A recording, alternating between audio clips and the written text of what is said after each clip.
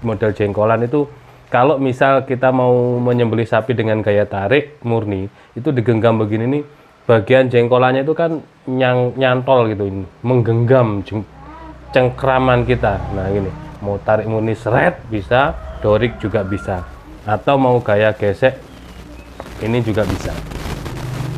Sejati. Ada rikasonya kecil di sini.